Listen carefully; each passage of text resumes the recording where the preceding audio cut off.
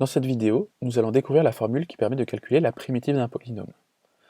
Je vous rappelle qu'une fonction polynomiale, c'est une fonction de la forme an x à la puissance n, plus an-1 x à la puissance n-1, etc. jusqu'à a1x plus a0, où les coefficients an, an-1, etc. sont des nombres réels. Voici trois exemples de polynômes. X au carré plus x plus 1. Ici, c'est un polynôme du second degré avec comme coefficient a2 égale 1, a1 égale 1 et a0 égale 1.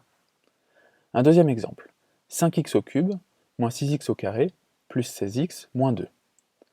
Là, c'est un polynôme de degré 3, avec le coefficient a3 qui est égal à 5, le coefficient a2 qui est égal à moins 6, le coefficient a1 qui est égal à 16, et le coefficient a0 qui est égal à moins 2.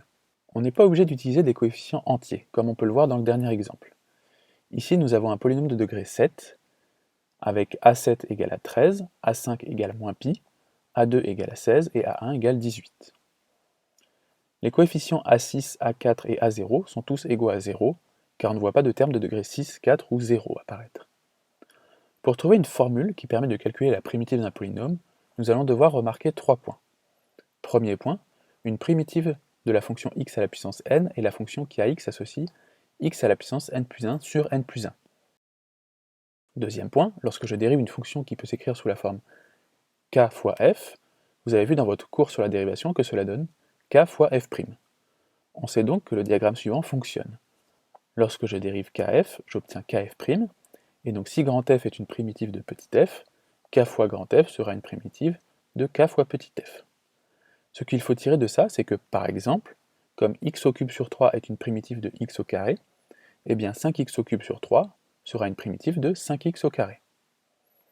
Troisième point, lorsque je dérive une fonction qui peut s'écrire sous la forme f plus g, vous avez vu dans votre cours sur la dérivation que cela donne f' plus g'. On sait donc que le diagramme suivant fonctionne.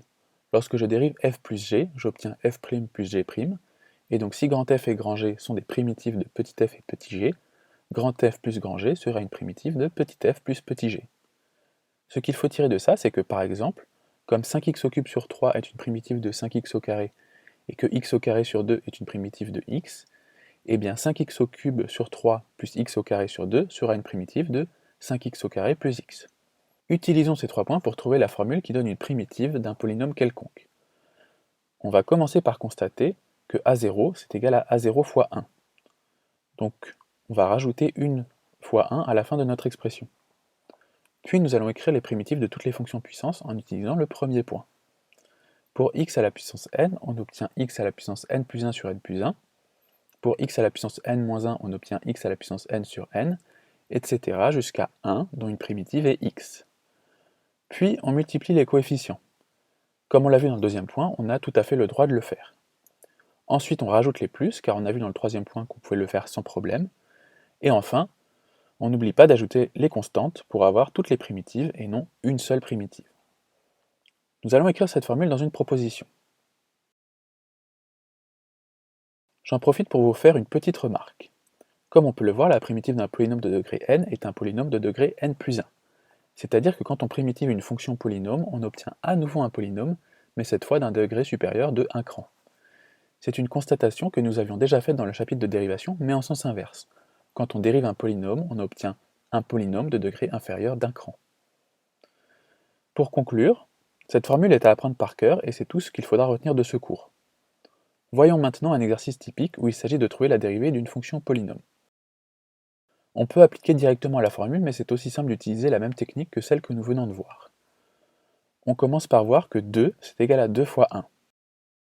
Ensuite, on va écrire les primitives de toutes les fonctions puissances que nous rencontrons. Ici, x au cube, x au carré, x à la puissance 1 et 1. Pour mémoire, 1 est égal à x à la puissance 0. Puis, on rajoute tous les coefficients du polynôme, on rajoute les plus et les moins, et on n'oublie pas de rajouter les constantes. Enfin, on simplifie les fractions, et on a fini l'exercice.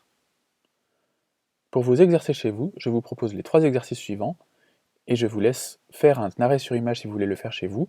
Quant à moi, je vous laisse le corriger dans la description de cette vidéo. Bon courage!